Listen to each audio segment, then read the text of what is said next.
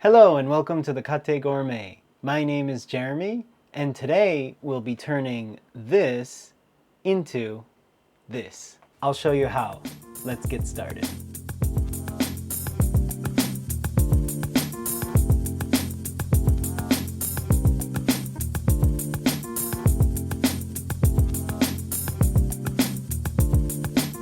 Okay, so to make a curry udon, you will need mushrooms. I'm using shimeji in this case. These are really wild looking, they're all bunched together, go really well in soups and stir fries. Naga negi, which is a long onion. When you're in Japan, you'll often see these coming out of the tops of people's shopping bags. And abura-age, this is fried tofu. Some dashi, we've used this before in okonomiyaki batter and goya champuru. Check out those videos too to see more uses of dashi. And then of course, our udon. First I will cut up negi. I'll cut up the negi into chunks like this. Shimeji mushrooms you can just break apart like that. After breaking apart, we'll cut off the end here. We don't need that. And then you can just break them apart into little bunches like this. And that's really all the prep that you need. This is basically a dish to use up leftovers, so we're ready to get started. So we'll turn on our pan. The first thing we will do is we're just gonna grill the negi so it gets a little color on it.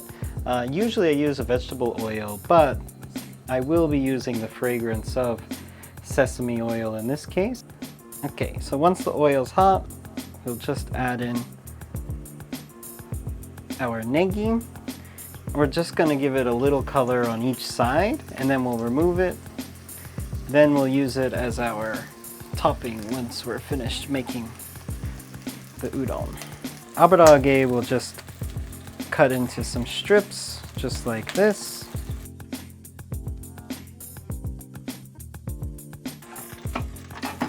And set these aside. All right, that's looking good. Just a little color on each side. It's very fragrant from the sesame oil. Once they look like this and a little soft to the touch, we can remove them and save them for later. Next, right into the pan, our shimeji mushrooms.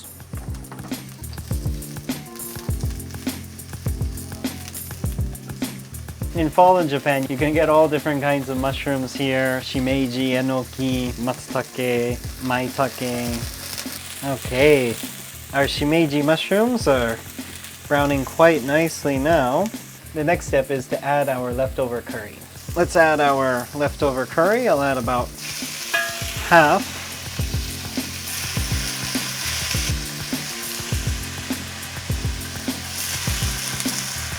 I'll save the other half to do this again tomorrow.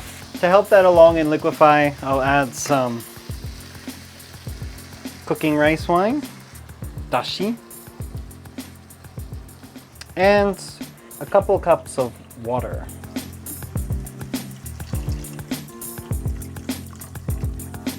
Give that a stir. I'll also add the abura-age now.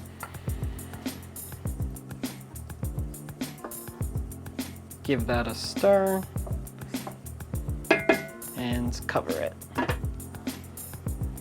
So while our curry soup is boiling and coming together, let's talk about noodles. So in this case, we'll be using udon. Udon is a thicker noodle in Japan. Maybe we'll make some from scratch sometime. It's just a basic flour noodle that's cut pretty thick. Udon you can, of course, use in soups like this, but it's also really great as like a yaki udon similar to yakisoba, which we made. You can also check that out here. So it's been a few minutes now. Let's see how our soup is looking. All right, that is looking and smelling really good. We have some chunks of pork here that I'll just break a little with my spoon so we get nice tender bites of meat throughout the soup. Let's taste the soup. The soup is nice. You can taste the dashi and a nice subtle spiciness from the curry. So I think at this point, we'll add our udon into the soup and break it apart. Make sure it doesn't stick together. So in Japan, you can get udon that's ready to go and you can just throw it into the soup like that. But depending on the udon that you get, whether it's dried variety or even a fresh one, you might want to boil it separately first before throwing it into your soup. Or starch might come off of the noodles and make your soup gloopy.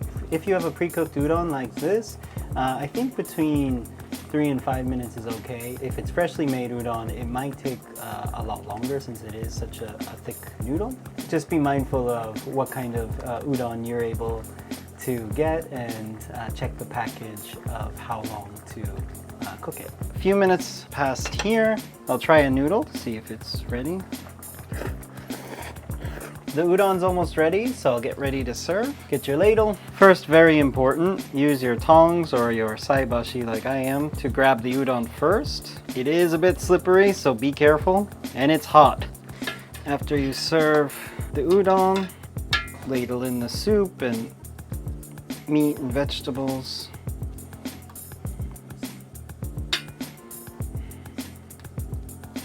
Let's top it with the green onions that we charred before. And also I'll top with just a few sesame seeds. And there we have it, curry udon.